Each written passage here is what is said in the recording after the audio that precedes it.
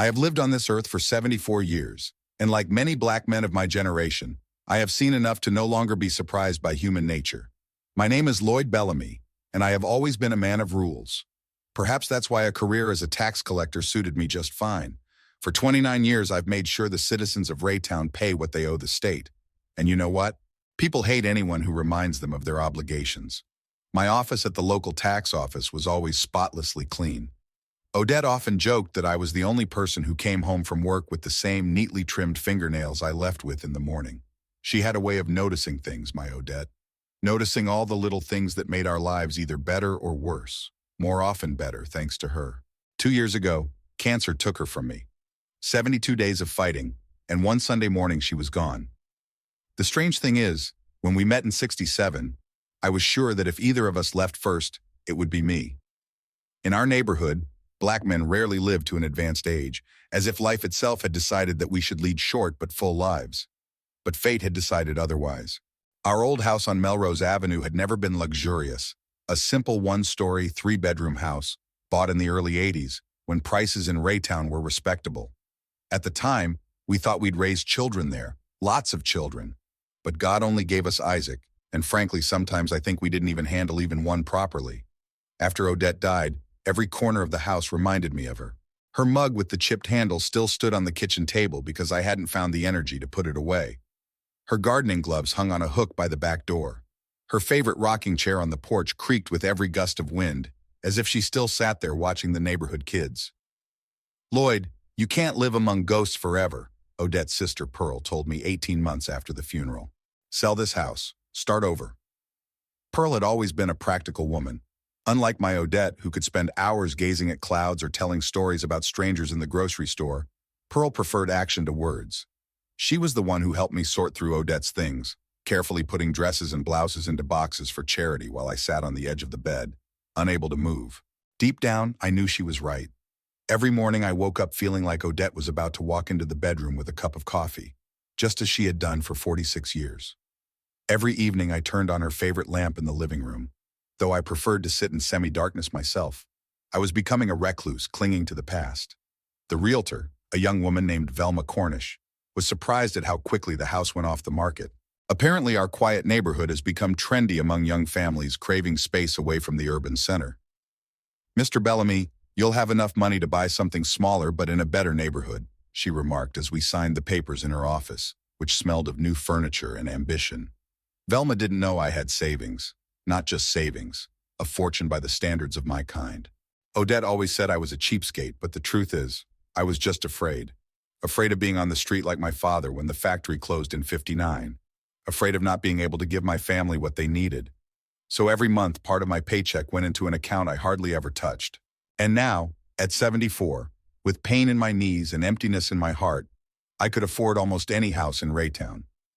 Ironically, the money came when the only person I wanted to spend it with was gone forever. I took my time picking out a new house, a 2-story, 4-bedroom house in the Hillcrest neighborhood, not the most upscale, but certainly better than where Odette and I lived, with a spacious kitchen and a backyard where we could have a small garden. Odette would have loved that house. Maybe that's why I bought it. Isaac first came to see the house 3 weeks after I moved in. Our relationship has always been complicated.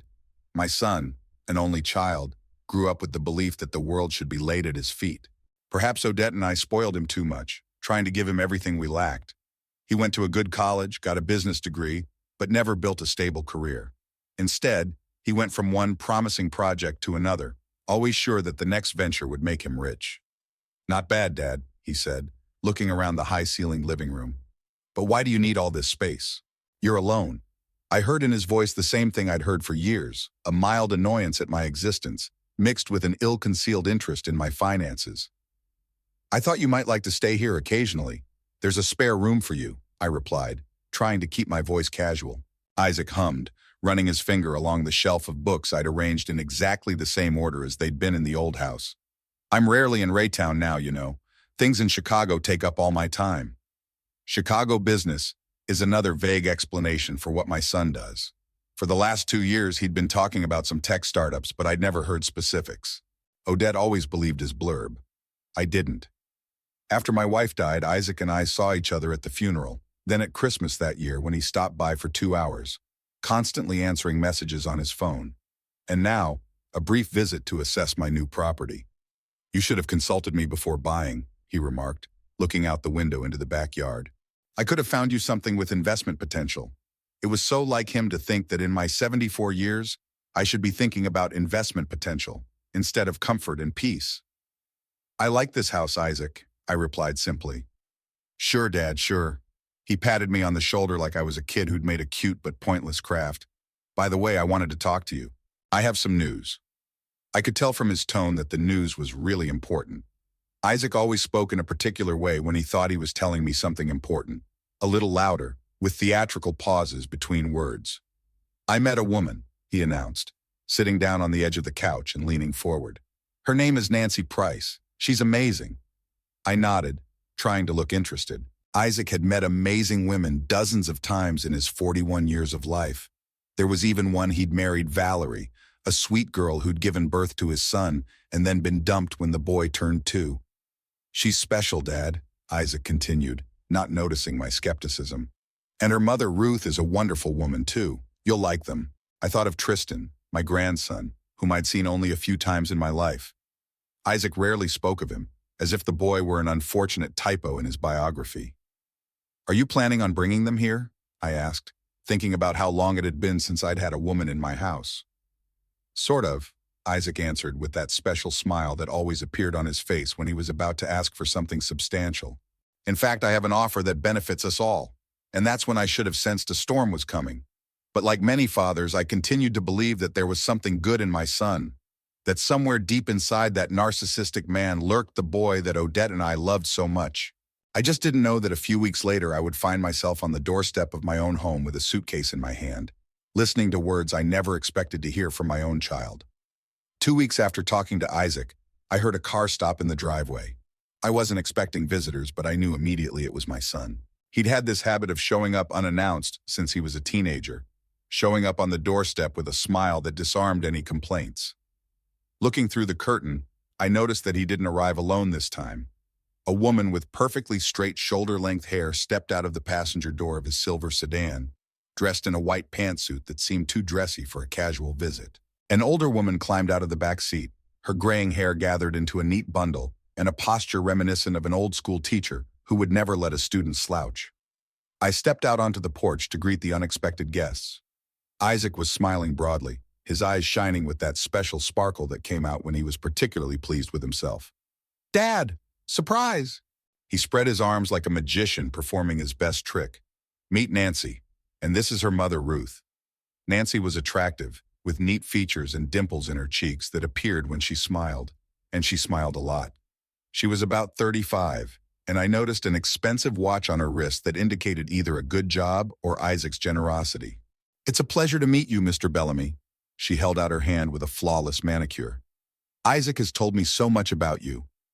I shook her hand, smelling the light scent of expensive perfume, and thinking that Isaac hadn't told me much about me. We barely had enough to talk about on the rare occasions we met. Ruth, Nancy's mother, seemed more reserved, studying me with that special insight that comes with age. She was in her early 60s, and she radiated practicality in every movement. "Mr. Bellamy," she nodded, not smiling but not disliking me either. "Thank you for allowing us to visit you." I wanted to point out that no one had asked me, but instead I just nodded and invited everyone inside. It wasn't until they passed by that I noticed the large bags in Isaac's hands and realized this wasn't just a short visit. "How long are you here for?" I asked as everyone settled into the living room. Isaac and Nancy exchanged glances, as if they'd rehearsed this moment. "We were thinking of staying the weekend if that's okay," Isaac said. "We want to show Nancy and Ruth Raytown. Besides," he took Nancy's hand, "we have some news." Nancy stretched out her left hand, showing a ring with an impressive stone sparkling on her ring finger. "We're engaged," she announced, and her voice rose to an almost girlish squeak. I squeezed out a smile in congratulations, though I was inwardly puzzled. Isaac had never mentioned a serious relationship, and now he was suddenly engaged? And who was this Nancy? What did I know about her other than a perfect manicure and a white suit? "This is so exciting," Ruth folded her hands in her lap. "Of course the wedding will be modest. Times are so, unpredictable." "How long have you two been together?" I asked, hoping to get some idea of what was going on in my son's life. 6 months. Isaac put his arm around Nancy's shoulders. But when you know it's real, why wait? I thought about Valerie, whom Isaac had dated for 3 years before marrying, about how they'd come over every Sunday for lunch, and Odette would teach Valerie how to make her signature peach pie, about how Valerie cried tears of happiness when she found out she was pregnant with Tristan, and how quickly Isaac lost interest in family life when the baby started demanding attention. Well, congratulations to you both. I got up to make tea. Nancy, what do you do? Isaac didn't tell me. Oh, I work for a pharmaceutical company, she said with a touch of pride. I run the public relations department. It's a lot of traveling, but it's worth it. Isaac looked pleased, like a cat that's had its cream. Nancy got a promotion last month. Now she had a team of 10. Ruth nodded as if she knew this information well and had discussed it many times. My daughter has always been a goal-oriented person. She knows what she wants and she's not afraid to go after it. There was something like a warning in her voice, though I wasn't sure if it was addressed to me or to Isaac. As I made tea in the kitchen, I could hear them talking quietly in the living room. When I returned with the tray, Nancy and Ruth were no longer sitting on the couch, but were slowly walking around the room, looking at the walls and furniture. What a spacious house for one person, Ruth remarked, tapping her finger on the woodwork of the fireplace. And it must require a lot of maintenance. I manage, I replied, setting down the cups. After so many years in a small house, it's nice to have space. Nancy stopped in front of a picture of Odette standing in the garden with a basket of freshly picked tomatoes. Is that your late wife? She asked with an expression of professional sympathy on her face. Isaac said she was an amazing woman. She was the best part of my life, I answered simply. You know, Nancy looked at Ruth as if seeking encouragement. This wall would be perfect for built-in bookshelves, floor to ceiling. Can you imagine how that would transform the space? I didn't answer, but I noticed Isaac nodding, as if it were the most brilliant idea he'd ever heard. And this furniture, Ruth pointed to the rocking chair Odette liked to sit in, could be replaced with something more modern. These old things collect so much dust.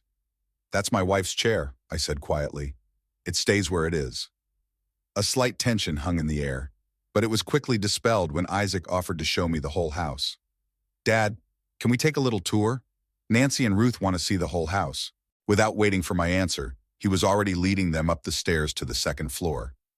I stayed in the living room, listening to them discuss the upstairs layout, opening doors and closets like real estate agents evaluating a potential purchase. When they came downstairs, Nancy looked enthusiastic and Ruth looked thoughtful.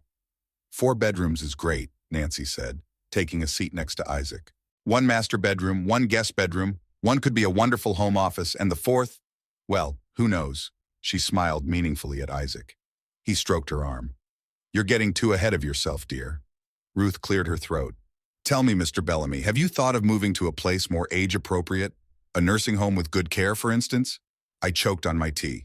I'm 74, Mrs. Price, not 94. I'm quite capable of looking after myself. Of course, she backed away quickly. I was just thinking of the future. After all, stairs can become a problem as you age. Isaac looked uncomfortable, but he didn't rush to defend me. We're just worried about you, Dad. A house this big takes a lot of effort. I looked at the 3 of them sitting across from me, and for the first time I felt as if they were united against me, as if I were an old, stubborn child who needed to be persuaded to eat vegetables. After tea, Isaac suggested a walk in the neighborhood. Ruth decided to stay, citing fatigue, and I declined, feeling that I needed time to process what had happened. When Isaac and Nancy left, Ruth wasted no time. She walked slowly around the first floor of the house, scrutinizing every detail as if she were planning a burglary. You know, Mr. Bellamy, she said, stopping at the kitchen window, Nancy always wanted a house in a neighborhood like this, quiet, with good neighbors. Well, Raytown has a lot of nice neighborhoods, I replied, watching her. But not many houses with this layout, she smiled, but her eyes remained cold. Isaac was telling us how you bought this house. That's very generous of you to spend your life savings. I didn't remember telling Isaac about my finances in any detail, but I decided not to dwell on it.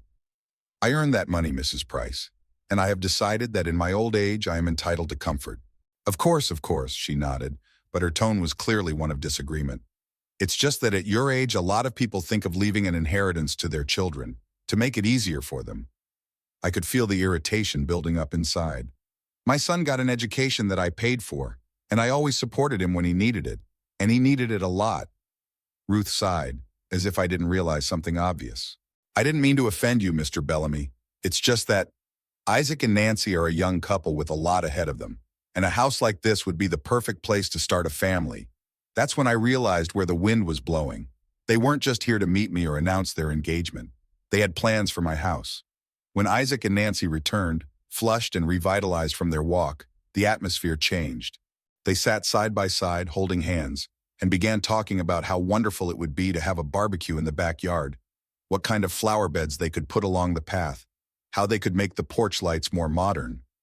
Ruth supported each idea, adding her own suggestions. They talked about my house as if they already owned it, and I was just a temporary guest.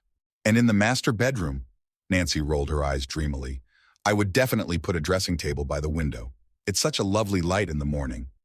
You should remodel the bathroom, Ruth interjected.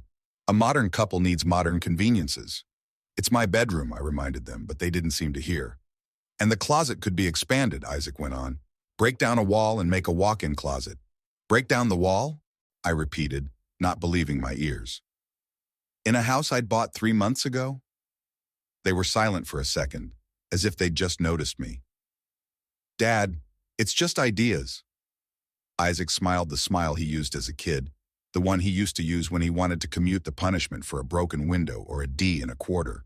We're just thinking, but I saw Nancy and Ruth exchange glances, quick, understanding glances. They weren't just pondering, they were planning. That evening, as I lay in bed, listening to Isaac and Nancy whispering in the next room and Ruth pacing the guest bathroom, banging locker doors, I thought about Valerie, about how she'd called Odette and me after the divorce, offering to bring Tristan over for the weekend, and how Isaac always found reasons to cancel the visits, about how Odette had cried looking at the rare photos of her growing grandson that Valerie had emailed. I remembered my last visit to their small apartment in Elmhurst, about an hour from Raytown.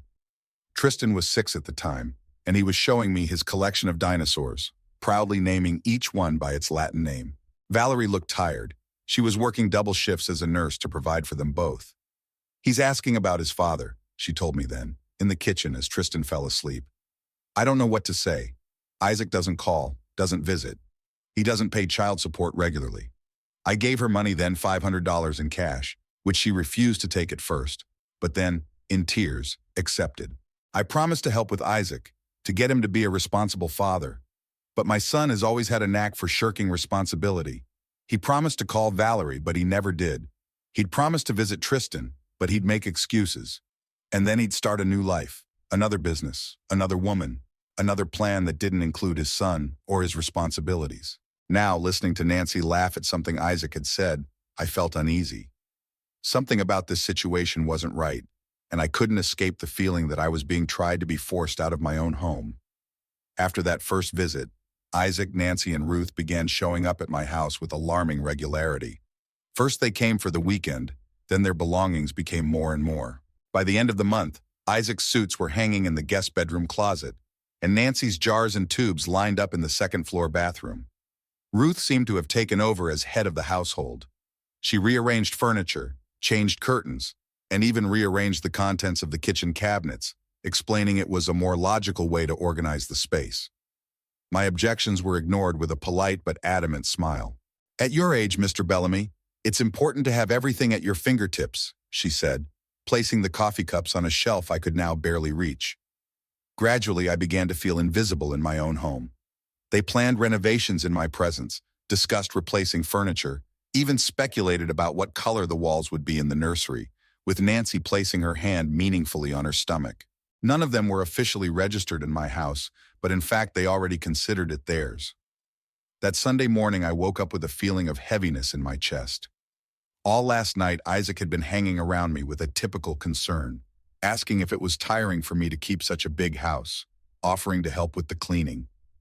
I knew my son well enough to know he was leading me to something. Odette always had a knack for recognizing those moments. When Isaac gets too cute, check your wallet, she joked, and unfortunately, she was often right. I slowly made my way down to the kitchen where the whole family was already gathered. Nancy was frying pancakes, humming some modern song, and Ruth was arranging the plates. My plates that Odette had bought at the China store 20 years ago. Isaac was sitting at the table, looking at something on his phone, but when I walked in, he put the gadget away and straightened up.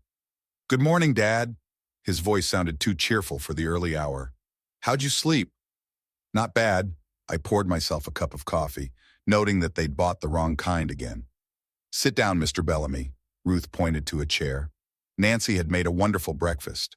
As we ate, I sensed a silent exchange of signals between them. Nancy gave Isaac 2 meaningful glances. Ruth coughed a few times, as if to suggest something. Finally, when the plates were almost empty, Isaac cleared his throat. "Dad, Nancy, Ruth and I wanted to talk to you about something." "I'm listening."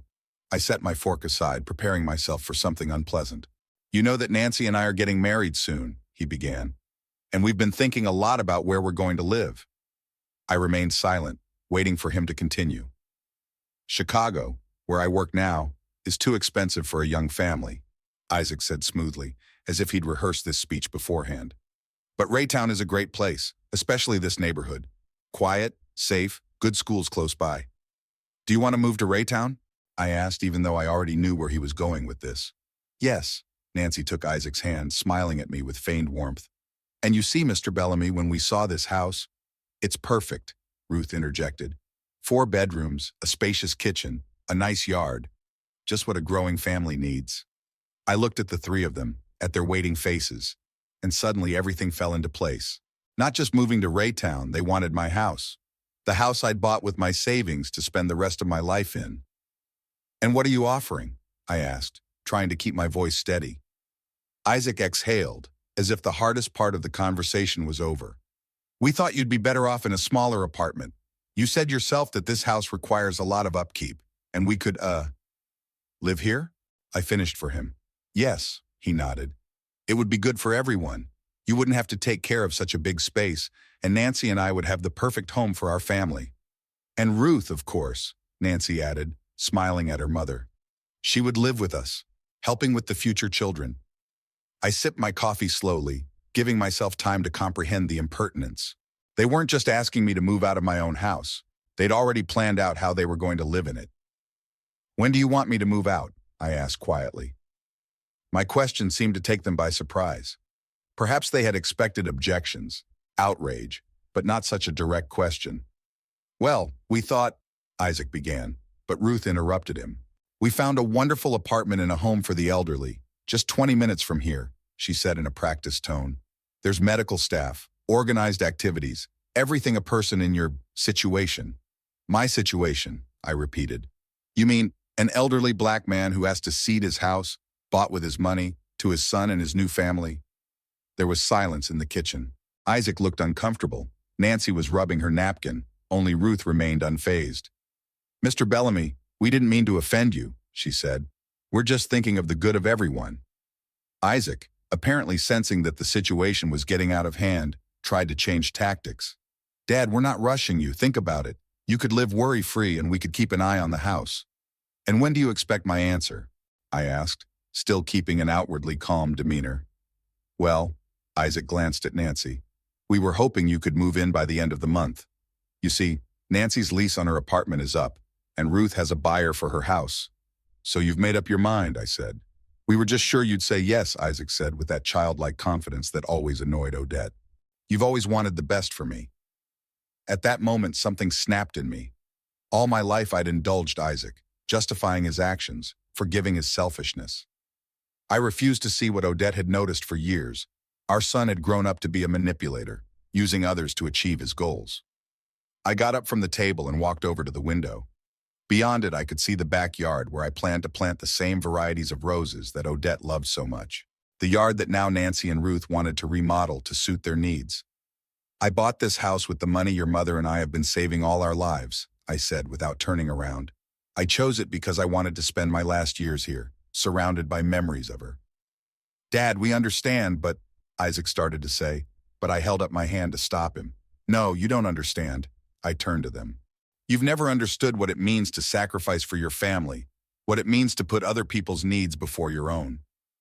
I walked slowly to the table and put my hands on the back of the chair, looking straight into my son's eyes. "Isaac, I'm asking you and your guests to pack up and leave." There was complete silence for a few seconds. Then Isaac laughed nervously. Dad, you can't be serious. Where are we going? To where you lived before you decided you were entitled to my house, I answered calmly. Nancy looked confused, shifting her gaze from Isaac to me. Isaac, say something, she whispered. My son straightened, his face hard. Dad, you can't do this. Nancy won't have a condo anytime soon. Ruth has a house already sold. What are you offering? The same thing you suggested, that I find another place to live, I answered. You're selfish, Isaac said suddenly, his eyes narrowing. Always had been. A huge house for one old man while a young family. A young family? I interrupted him. You've gone 41 years without ever taking responsibility. You already have a son, Isaac. A son you don't even think about. At the mention of Tristan, Isaac twitched like a blow. Nancy froze, her gaze intense. What son? She asked slowly. Isaac threw me a warning glance. Dad, don't start. You didn't tell your fiancé about Tristan? I asked, even though I already knew the answer. About your 9-year-old son who you abandoned when he was 2? Nancy looked like she'd been punched in the face. You have a child? Her voice shook. And you didn't tell me? It's a complicated situation, Isaac muttered, casting angry glances at me. I wanted to tell you, but what? Nancy stood up. When were you going to tell me I was having a stepson? After the wedding? Ruth, who had been silent until then, put her hand on her daughter's shoulder. Nancy, let's not jump to conclusions. I'm sure Isaac had his reasons. Shut up, Mom, Nancy snapped at me, and for the first time I saw a crack in their perfect facade. Did you know about this? Of course not, Ruth looked offended. How could I have known? Isaac tried to take control of the situation. Look, let's all calm down. Yes, I have a son from my first marriage. His mother and I split up a long time ago. She gets child support. At that moment, I made a decision. I slowly pulled out of my pocket my old push-button cell phone, which Isaac and Nancy often derided as a fossil. Let me get this straight, I said, scrolling through my contacts to Valerie's name. What are you doing? Isaac looked worried. Calling someone who can shed some light on your complicated circumstances, I replied, pressing the call button and putting him on speakerphone. The phone rang 3 times before Valerie answered. Mr. Bellamy? Her voice sounded surprised. We rarely talked on the phone, mostly on holidays. Is everything all right? Hello, Valerie, I said, looking directly at Isaac, who seemed to be pale even through his dark skin. I apologize for the unexpected call. I'm here with Isaac, Nancy, and Ruth, and we had some questions about Tristan. There was a pause. Is Isaac there? Her voice got tense. This is new. Has he finally remembered his son's existence? Nancy inhaled sharply, her eyes widening. Actually, I continued, Isaac is going to marry Nancy, and I thought it would be nice if she knew about her future stepson and about how Isaac is fulfilling his fatherly duties. Damn it, Lloyd! Isaac yanked forward, but I pushed the phone away. Oh, so she doesn't know? Valerie's voice grew colder.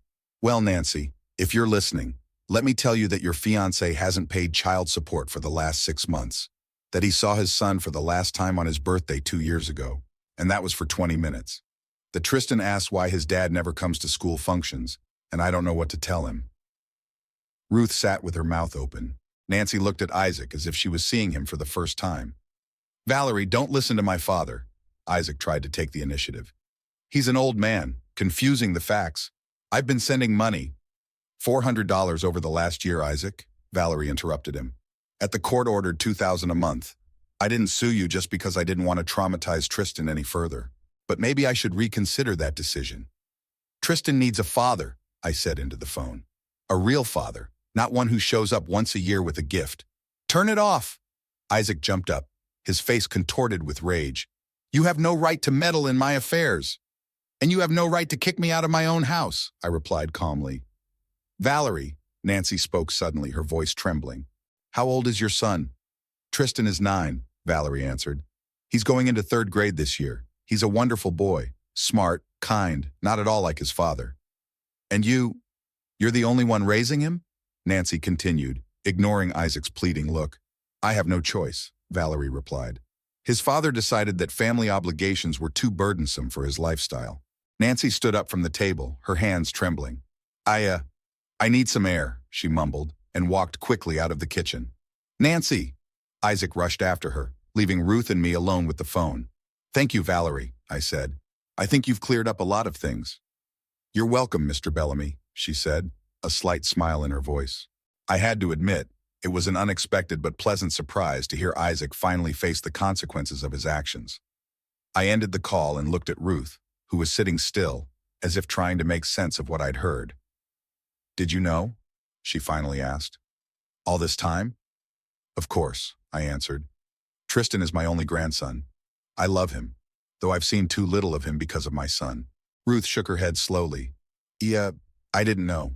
Nancy always wanted children of her own. I don't think she's ready to raise someone else's child. Tristan's not someone else's kid, I said sharply. He's Isaac's son, whether he wants to admit it or not. There were muffled voices coming from the living room. Nancy was clearly furious, and Isaac was trying to calm her down. The words were indistinct, but there was no doubt that their perfect relationship was fraying. Ruth sighed and stood up. I'm going to Nancy's, she said. She needed support. And Tristan has needed his father all these years, I replied. But that didn't bother Isaac. Ruth looked at me with a long stare that was a mixture of irritation and involuntary respect. You are not as simple as you seem, Mr. Bellamy, she said at last. I have lived 74 years in this world, Mrs. Price, I answered. Did you really think I would just give up my house and go away because you decided to? She answered nothing and walked out of the kitchen. I was left alone, listening to the drama unfolding in the living room. Valerie had unwittingly become my ally in this battle, and I mentally thanked her for her honesty. I didn't know how the day would end, but I was sure of one thing. Isaac, Nancy, and Ruth would no longer treat me like a pesky old man who could easily be pushed aside. I had just shown them that Lloyd Bellamy still had teeth. After Valerie's call, it was like a bomb had gone off in the house. I sat in the kitchen, finishing my cold coffee, while outraged voices came from the living room. Nancy couldn't contain her emotions. Her shrill voice, always so melodic and controlled, was now shrieking. You've been lying to me. All this time. 9 years, Isaac. A 9-year-old child. I was going to tell you. Isaac excused himself. I was just waiting for the right time. The right time? Nancy's voice was hysterical. After the wedding? Or when I'd get pregnant? Or maybe when your son would show up on our doorstep? Ruth tried to intervene, her voice sounding judicious. Nancy, dear, let's not make any hasty decisions. I'm sure Isaac had his reasons. Are you defending him? Nancy was indignant. He lied to both of us. I got up slowly and walked into the hallway, where I could see what was going on in the living room without being seen. Nancy was flailing around the room, her perfectly styled hair disheveled, her makeup smeared with tears. Isaac stood in the middle of the room with the look of a beaten dog, and Ruth sat on the couch, seemingly calm, though I could see her fidgeting nervously with the strap of her watch. I thought I knew you. Nancy stopped in front of Isaac, looking him in the eye. I trusted you. We planned a future together. Nancy, this doesn't change our plans. Isaac tried to take her hand, but she yanked it away. Tristan is living with his mother. She's getting child support. Oh, really? Nancy laughed bitterly. According to your ex-wife, you haven't paid child support in 6 months. You abandoned your child. I didn't abandon him. Isaac raised his voice. Valerie and I had a falling out, that's all. She's turning him against me. If your son last saw you 2 years ago, Nancy said, her eyes glittering, she doesn't even have to turn him against you. You've done it all on your own. Ruth got up from the couch and walked over to her daughter, putting her hands on her shoulders. Nancy, I know you're upset, and you have every right to be. Her voice was soft, lulling. But let's not ruin everything because of one mistake. We've all had secrets that we've been slow to reveal. It's not a secret, Mother. Nancy shook off her hands. It's a child, a living person he's ignoring. Ruth cast a worried glance at Isaac, then turned to her daughter again. Honey, let's go upstairs. You need to wash up, calm down. We'll talk about everything when you're able to think rationally. I'm thinking completely rationally, Nancy cut her off. For the first time in a long time. You know what I see? A man who lied to me about the most important thing, who abandoned his child. Do you think he'll change when we have kids of our own? This is different, Isaac interjected. It'll be different with you. Why should I believe that? Nancy shook her head. What makes me special? At that moment, I decided to step out of the shadows. 3 pairs of eyes turned to me as I entered the living room. I hope I'm not interrupting the family council, I said calmly. You! Isaac stepped toward me, his face contorted with anger. You ruined everything, on purpose, out of petty revenge. Revenge? I raised my eyebrows. For what? For wanting to take your precious home, he spat out. You couldn't forgive me for that and decided to ruin my life. I looked at my son, a 40-year-old man who was acting like a resentful teenager, and I suddenly felt tired. Tired of decades of justifying his actions, of endlessly trying to explain his behavior, of forever hoping that one day he would grow up. Isaac, I didn't ruin your life, I said. I just stopped you from lying to one more person. Nancy deserves to know the truth about the man she's about to marry. It's none of your business, Isaac shouted. You were supposed to stay out of it. The same way you stay out of your son's life? I asked quietly. Ruth made a hissing sound and stepped between us. Mr. Bellamy, with all due respect, this is a family matter between Isaac and Nancy. Your meddling only complicates things. And your interference, Mrs. Price? I turned to her. Weren't you the one who planned to move into my house with my daughter and son-in-law? Didn't you suggest sending me to a nursing home to make room? Nancy, who until that moment had stood looking away, turned sharply. What? She looked at her mother. You suggested sending Mr. Bellamy to a nursing home? Ruth made a careless gesture with her hand. I was just discussing the options. At his age, big houses like that become a burden. But you never told me that was your plan, Nancy frowned. You said Mr. Bellamy wanted to move out on his own.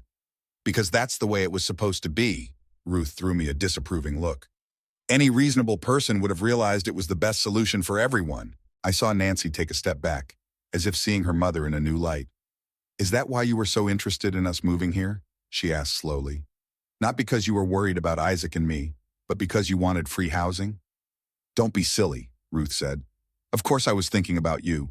But yes, I was planning to live here too. What's the big deal? I'm your mother. Parents and children should support each other. Like Isaac supports Tristan? I interjected. Leave me out of your family drama, Ruth snapped at me. You have your problems, and we have ours.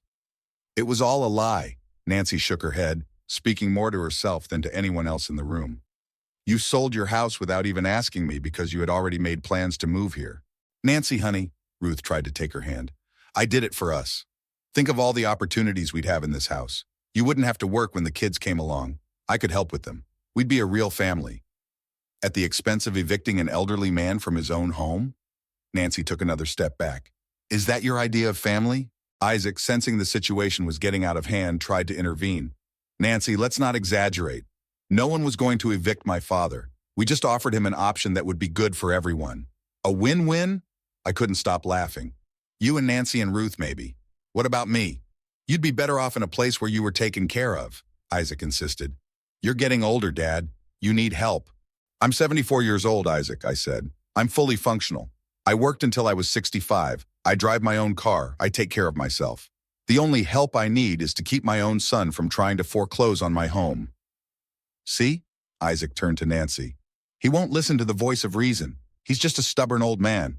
The voice of reason? Nancy looked shocked. Isaac, you just tried to kick your father out of his own house. Not kick him out, but offer him better terms. Isaac was beginning to lose patience. Why doesn't anyone understand me? Because your actions are selfish and immoral, I said. As they always are. Isaac turned sharply toward me, his eyes narrowed. What do you mean? Like always? I took a deep breath. This was probably the moment I'd been avoiding for decades. The moment to tell the truth, no matter how bitter it was. Isaac, you've been using people your whole life, I began, trying to speak calmly but firmly. Starting with me and your mother. Odette and I gave you everything while denying you everything. Not because we had to, but because we loved you and wanted you to have a better future. Isaac wanted to interrupt, but I held up my hand. Let me finish. When you went to college, we paid for it in full, even though we could have used the money for our own comfort. When you quit your first job because it wasn't prestigious enough, we supported you financially. When your first business failed, who gave you money for the second? And the third? It was an investment, Isaac muttered. I was going to pay it back. But I didn't, I finished for him. I never did. Then Valerie showed up. A sweet girl who truly loved you. And what did you do? Married her, had a child with her, and then left them both when the responsibilities became too much to bear. It was a mutual decision, Isaac countered, but without much conviction. Really? I shook my head. Not according to Valerie. According to her, you just packed up and left when Tristan was 2, leaving her with a mortgage and no job. Nancy made a quiet sound like a sob. Ruth stood motionless, her face a mask. And now, I continued, you found a new woman and a new sponsor. I nodded toward Ruth. And you've decided that my house, bought with the money your mother and I have been saving for decades, should be yours. Because you decided that. You're making a monster out of me, Isaac shook his head. I'm not. Not a monster, I corrected him. Just a man who never thinks about the consequences of his actions on others. A man who always puts his own desires before the needs of others, even his own child. There was silence. Nancy stared at the floor. Ruth pressed her lips into a thin line. Isaac looked like he'd been punched in the face. You always hated me, he finally said, his voice shaking. Always thought I wasn't good enough. Never supported my dreams. Not true, I answered more softly. I loved you, always loved you, and I still do. But love doesn't mean blindness to faults. Your mother saw them more clearly than I did, but I always defended you, always found excuses. Then why are you doing it now? There was genuine pain in Isaac's voice. Why are you ruining my life? I'm not ruining your life, son, I sighed. I'm trying to save you from making another mistake, from continuing the cycle of using people and discarding them when you don't need them anymore. Because at the end of this journey, you'll be alone. No friends, no family, no love. Isaac looked like he was about to say something, but instead he just shook his head and left the room, slamming the door to the kitchen. Nancy stood motionless, tears streaming down her face. Yeah, I need to think, she said quietly, and headed for the stairs. Ruth stayed with me in the living room, her face pale with restrained anger. Are you satisfied? She asked when we were alone. You've ruined everything. No, Mrs. Price. I met her gaze without fear. It was you who ruined everything with your greed. You saw the house you wanted and you thought the old man was easy prey, that I'd just give in and disappear. You've got it all wrong, she tried to keep her dignity. I only wanted my daughter to have a good future. At the expense of my future, I said. And don't lie to yourself. You wanted your own benefit too. Free housing in a good neighborhood, no worries about repairs or mortgages. Very convenient. Ruth clenched her fists. You don't understand. I've worked my whole life to provide for Nancy, raised her alone, without support. I deserve a little comfort in my old age. Perhaps, I agreed, but not at the expense of robbing another person of their home. You have too much space here anyway, she made one last attempt. 4 bedrooms for one person. This is my house, Mrs. Price, I said firmly. I bought it with my own money, and I decide what I do with it. We stared at each other for a few seconds before she looked away. Nancy won't forgive Isaac, she said quietly. He'll lose her because of you. If Nancy is a smart woman, and I think she is, she'll think twice before committing her life to a man who abandoned his own child, I replied. And if she loses Isaac, it won't be because of me, but because of his own lies. Ruth shook her head and headed for the stairs, probably to find her daughter. But halfway up, she stopped and turned to me. You know, Mr. Bellamy, she said bitterly, I wish we had met under different circumstances. You are a strong adversary. I did not mean to be an adversary, Mrs. Price, I answered. You chose that role when you decided that you could control my life and my property. She said nothing and continued up the stairs. I was left alone in the living room, listening to the slamming of the back door. Probably Isaac had gone out into the garden to cool off. For the first time in a long time, I felt strangely relieved. Decades of unspoken words, repressed feelings, excuses and compromises had all poured out. I had finally told my son the truth he should have heard long ago. And though it hurt, it was necessary, like opening a festering boil. I sat down in Odette's chair, the one Ruth had wanted to throw away, and closed my eyes. I thought I smelled the faint scent of my wife's perfume, though I knew it was only a play of imagination. So many years had passed. You'd be proud of me today, Odette, I thought. I finally found the strength to tell the truth. A week passed after that memorable Sunday. Isaac, Nancy, and Ruth packed up their things and left my house that evening, in a tense silence broken only by the rustle of bags and muffled conversations. I didn't try to stop them, didn't ask them to stay. Something had fundamentally changed that day, and we all realized it. Isaac cast one last look at me as he got into the car, a mixture of resentment, anger, and perhaps relief.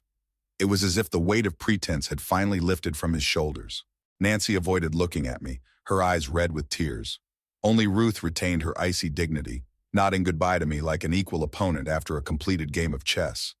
After they left, there was silence in the house, a real silence, not the strained silence that had hung in the air while they were here.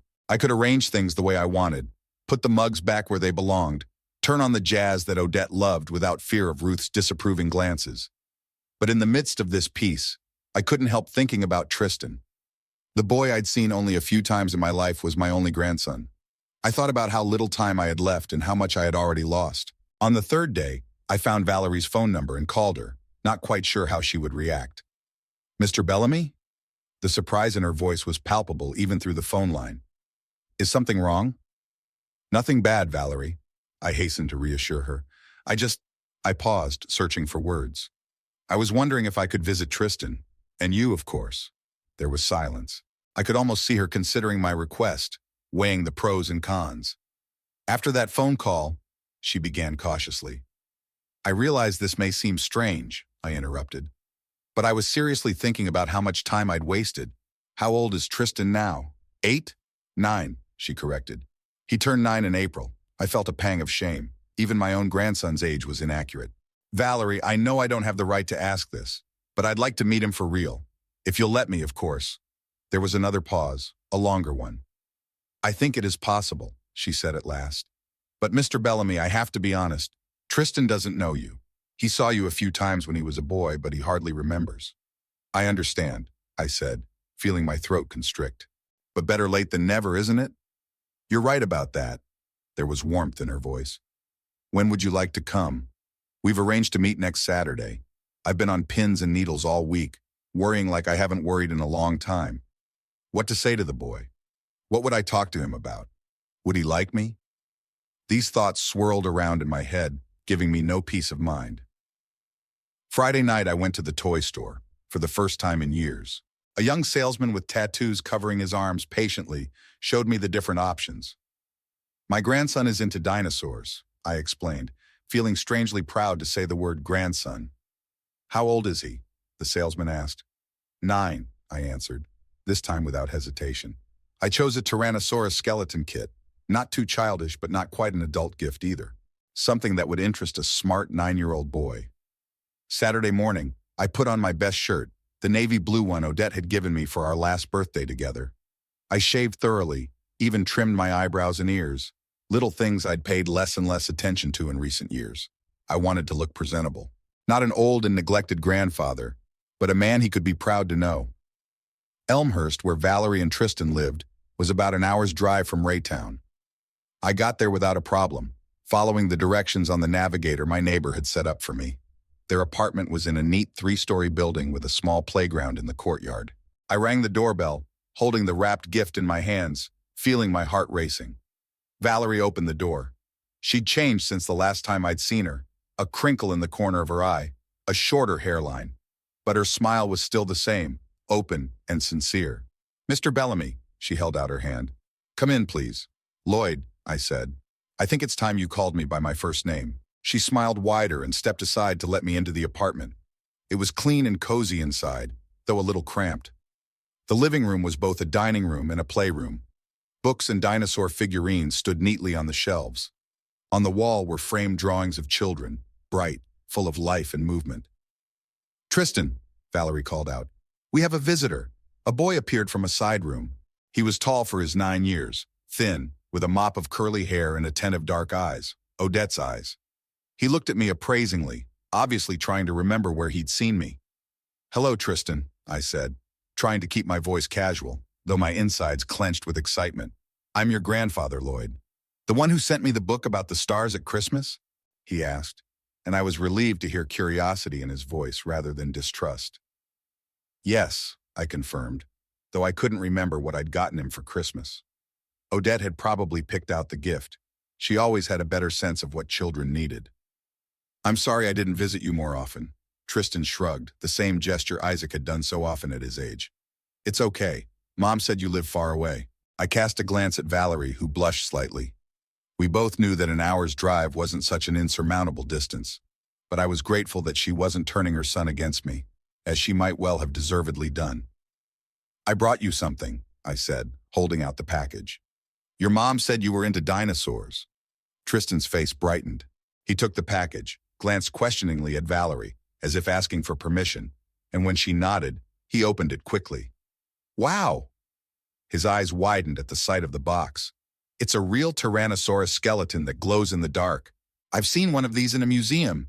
I hope you enjoy putting it together, I said, feeling the tension start to let go. Maybe I can help? Tristan hesitated for a moment, then nodded. Yeah, that would be cool. Do you know anything about dinosaurs? Not as much as you do, I'm sure, I answered honestly. But I'm willing to learn. We spent the next hour on the living room floor, laying out and fitting the skeleton parts together. Tristan turned out to be a real expert. He told me about the different kinds of dinosaurs, their habits and habitats, how they hunted and how they died out. I listened, asked questions, and gradually a relaxed rapport developed between us that I hadn't expected. Valerie watched us, occasionally inserting a comment or offering help, but mostly letting us find common ground on our own. From time to time, I caught her gaze, thoughtful, with a tinge of sadness. When the model was almost done, Valerie suggested we take a break for lunch. She made sandwiches and fruit salad, a simple but delicious meal. Around the table, the conversation naturally turned to school and Tristan's hobbies. I'm good at math and science, he told me proudly. I'm in the science club, and last month my project about the solar system won first place in the school exhibition. That's wonderful, I was really impressed. Your grandmother Odette would be very proud. She always loved science. Was she a scientist? Tristan asked with interest. No, I smiled, remembering. But she really liked to read science magazines, especially about space. We often sat in the backyard with the telescope I'd given her for our 30th wedding anniversary. You have a telescope? Tristan's eyes lit up. A real one? Yes, and a pretty good one, I nodded. I haven't used it much in recent years, though. That's so cool, Tristan turned to his mother. Mom, can I come over to Grandpa's house to look at the stars sometime? Grandpa, that word made me freeze. How simply he said it. No hesitation, no doubt. He just recognized me as part of his life. If Grandpa invites me, Valerie said, giving me a questioning look. Of course, I hastened to assure them both. I'd be delighted. I have a big backyard, perfect for stargazing. After lunch, Tristan showed me his room, small but carefully organized. Posters of space and dinosaurs covered the walls, and the bookshelves were bursting with science fiction. I noticed a few pictures on the wall. Tristan in junior high, Tristan with Valerie in the park, Tristan with some older woman, probably Valerie's mother. And that's your dad? Tristan asked, pointing to a picture on the dresser. I was surprised to recognize Isaac, young, smiling, holding Tristan's 2-year-old in his arms. Yes, I answered quietly. This is your father, Isaac. Mom says he's very busy and so he doesn't come much, Tristan said with that childlike candor that often hurts more than any adult criticism. But she says he loves me in his own way. I didn't know what to say. The lie about Isaac's employment was merciful, protecting Tristan from the brutal truth that his father had simply chosen not to be a part of his life. But at the same time, that lie freed Isaac from the responsibility he had to bear. Your mom is a very wise woman, I said finally, feeling like I had to go along with Valerie's side of the story. And she's right. Your father does love you, though he doesn't always know how to show it. Tristan nodded, as if he were getting confirmation of something he already knew or felt. You're not what I thought you were, he said suddenly, looking at me with his serious eyes. What did you imagine me to be? I asked, intrigued. I don't know. Old and stern, I guess, he shrugged. But you're normal, and you know a lot about the stars, I laughed. Well, I'm definitely old, but I try not to be too strict. And yes, I do know a lot about the stars. Your grandmother infected me with her love of astronomy. I wish I had known her, Tristan said thoughtfully. She must have been cool. Yeah, I felt a lump rise in my throat. She was really cool. When it was time to leave, I found it hard to say goodbye. The day had flown by so fast, and I was afraid that it might be the only day like this. What if Valerie changed her mind? What if Tristan lost interest? Thanks for the skeleton, Grandpa, Tristan said, standing at the door. And for the stories about the stars. Can I really come look through your telescope? Sure, I put my hand on his shoulder, surprised at how natural the gesture felt. I'd be delighted. Valerie walked me to my car. When Tristan got back to the apartment, she finally asked what had obviously been bothering her all day. How's Isaac? After that phone call? Honestly, I don't know, I admitted. They all left that same night, he, Nancy, and her mother. He hasn't called or visited since. Valerie nodded, as if she'd expected that answer. It was typical of him to disappear when faced with the consequences of his actions. I'm sorry about that. Don't be. I shook my head. It was bound to happen sooner or later. Isaac had spent his whole life avoiding responsibility, and I'd let it happen for too long. We were silent, each immersed in our own thoughts about the man who'd bound us together. Valerie, I finally said, I'd like to be a part of Tristan's life. A real part, not just a Christmas card or a birthday check. If you'll let me, of course. She studied my face like she was looking for signs of insincerity, but apparently didn't find any. I think that would be good, she said, for both of you. Tristan needs a male presence in his life, someone stable and reliable. And, she smiled slightly, you two seem to have hit it off. He's an amazing boy, I said sincerely. You've done a fantastic job raising him on your own. It's not always easy, she admitted, especially on the financial side. Being a nurse doesn't pay as well as I'd like, and Isaac, well, you know. I know, I nodded. And I'd like to help. Not just with money, though that too, if you'll let me. But maybe I could take Tristan on the weekends sometimes, or after school.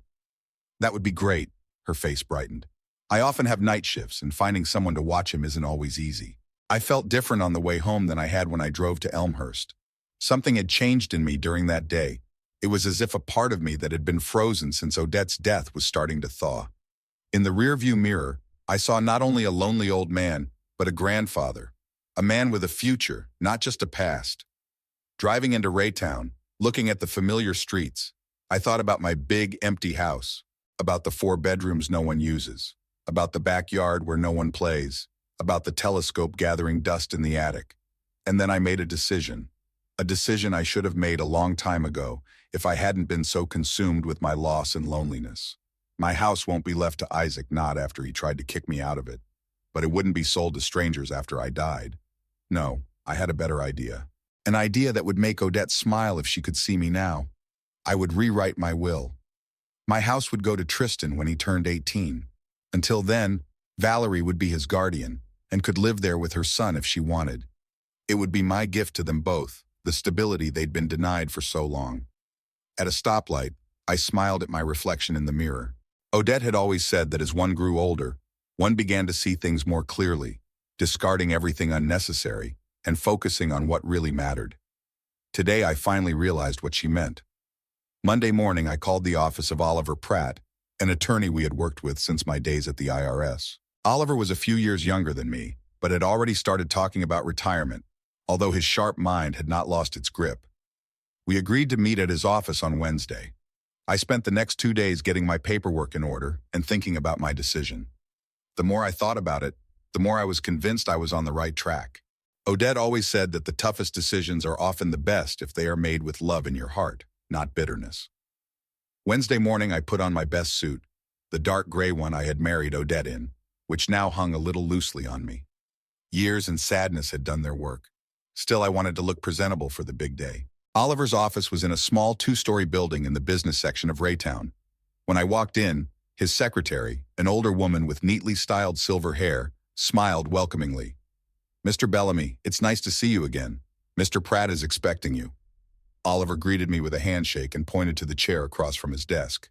Diplomas and certificates hung behind him, and thick legal reference books stood on the shelves, a relic of the past, considering everything was now digitized. "Lloyd," he smiled. "Long time no see. How are you holding up?" "Not bad, Oliver." I sat back in my chair. "For a man who's about to turn 75. "You look better than I do, and I'm only 68, he grinned. "So, did you mention the will?" "Yes," I nodded. "I want to make some major changes." Oliver opened a folder on his computer. "I have your last will and testament here.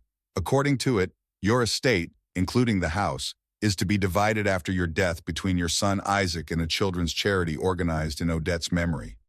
What would you like to change?" I took a deep breath. "I want to leave the house to my grandson, Tristan Bellamy. But since he's only 9 years old, we need to appoint a trustee until he comes of age." Oliver raised his eyebrows but maintained his professional calm. "I see. And who do you see as the trustee?" "His mother, Valerie Bellamy, Isaac's ex-wife." Oliver made a notation, then looked at me more closely. "May I ask the reasons for this decision? It's a significant change, and if it's going to be challenged in court, it would be good to have a rationale." I told him about recent events, Isaac's attempt to evict me from my own home, his irresponsible attitude toward his son, my meeting with Tristan. Oliver listened without interrupting, nodding occasionally and making notes. "I understand now," he said when I was done. "In that case, let's make it clear and unambiguous, so we can't argue about it." We spent the next hour drafting a new will.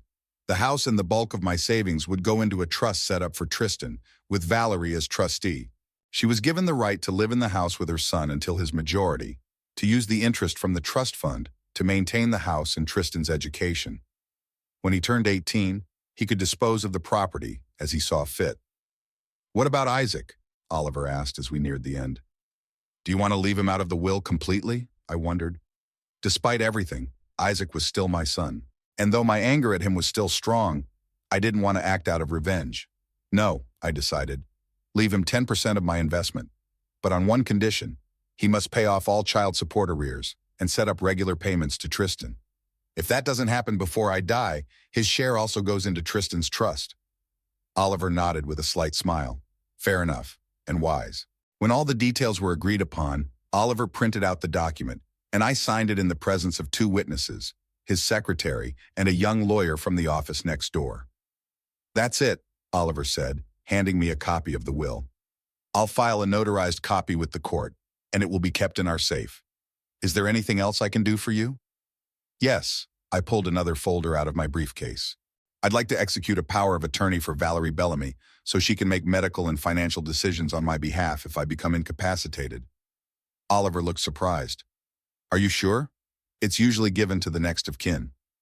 "I'm sure," I nodded. "I trust her more than I trust Isaac. Besides, she's a nurse. She knows about medical issues." After the paperwork was done, I left the office with a sense of accomplishment. The heaviness I'd been carrying around for a long time began to recede. I had not just protected my interests and assets, I had secured the future of Tristan, the boy who carried Odette's features in his eyes and smile. On my way home, I stopped at a flower store and bought a bouquet of white lilies, Odette's favorite flowers. At home, I placed them in a vase on the kitchen table, as I did every year on our wedding anniversary.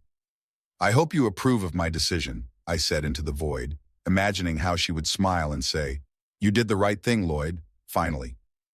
That evening, I called Valerie. My call caught her after her shift, and I could hear the tiredness in her voice. "Mr. Bellamy, is everything all right?" "Lloyd, please," I reminded her. "And yes, everything's fine. I just wanted to talk to you about something important. Not over the phone, if possible." We agreed to meet on Saturday. She asked if I wanted to visit them again, but I suggested something else, to bring her and Tristan to my house. "I'd like to show Tristan the telescope, as promised.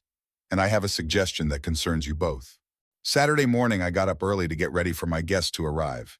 For the first time in a long time, I felt a joyful excitement at the thought of the house being filled with voices again.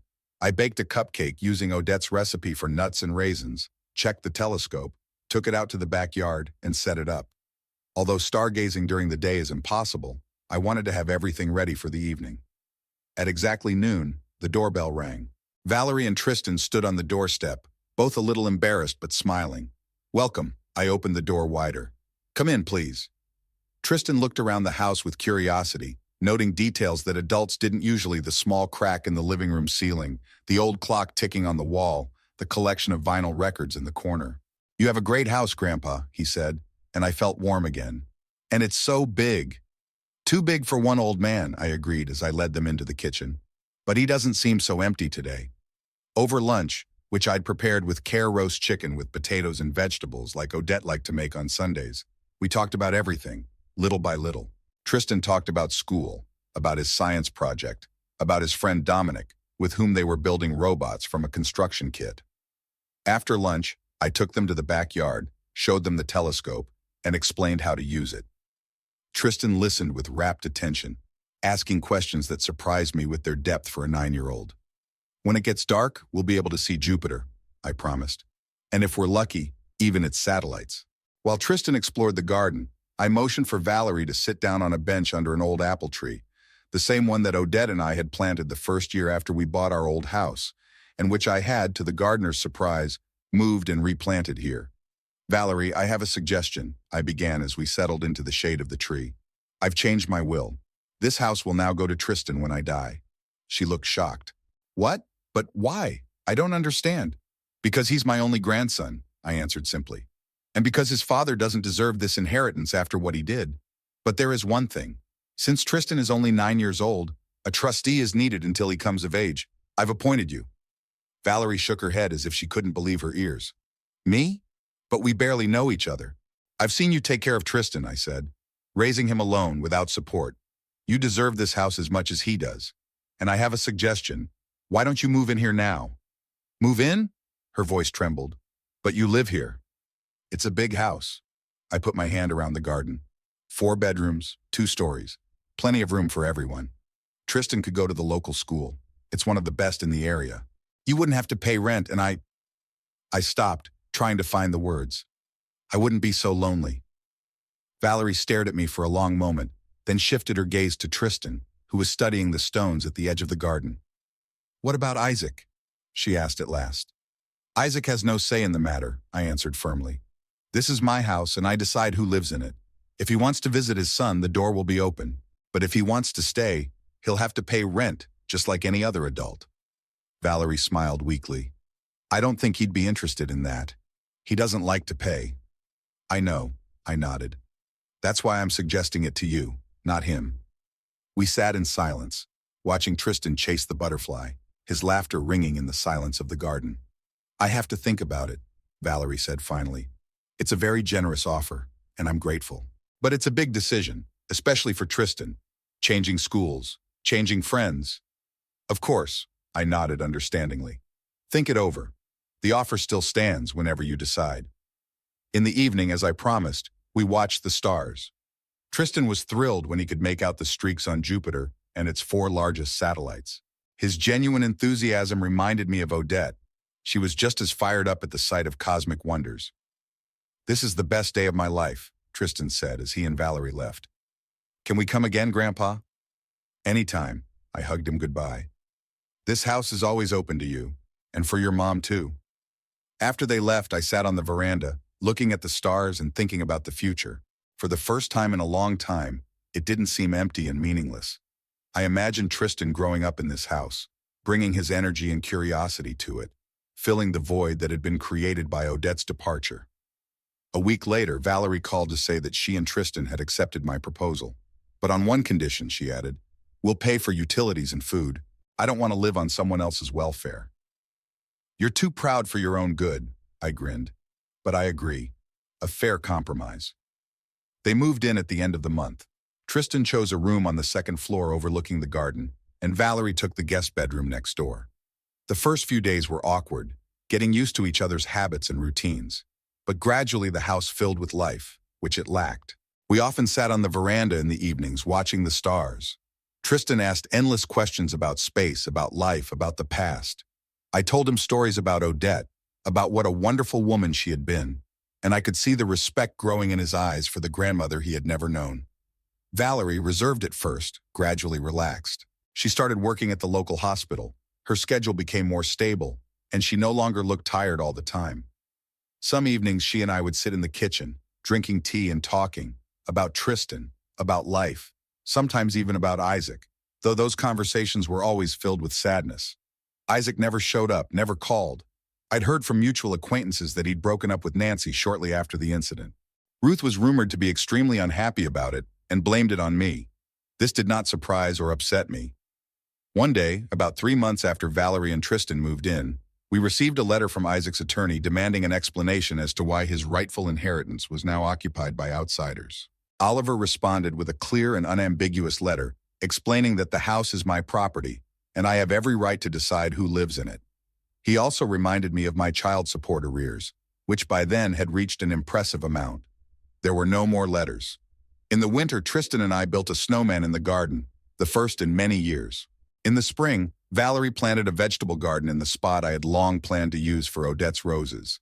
But when I saw her and Tristan planting tomatoes and cucumbers together, I realized Odette would have approved. Life conquered grief. On my 75th birthday, they threw a real party. Tristan baked a cake, following a recipe he found on the internet, and Valerie invited some neighbors I hadn't talked to in a while. The house was filled with laughter and conversation, and I caught myself thinking that I felt truly happy for the first time in a long time. In the evening, when everyone was gone and Tristan was asleep, Valerie sat down next to me on the veranda. "Thank you, Lloyd," she said softly, "for everything you've done for us." "You're the one who saved me," I answered honestly. "I was lost after Odette's death, adrift without purpose. You gave me back the meaning of life." She smiled and touched my hand lightly. "We're a family," she said simply. "A real family, built not on commitment, but on choice and love." I nodded, unable to speak because of the lump in my throat. A family built on choice and love, just like that. Not on manipulation and selfishness like Isaac had tried. Not on deceit and planning for gain, as Ruth had tried, but on mutual respect and caring. Looking up at the starry sky, I could feel Odette's presence close by. She always believed that good things come back, even if they wait a long time. And she was right, as she was in so many other ways.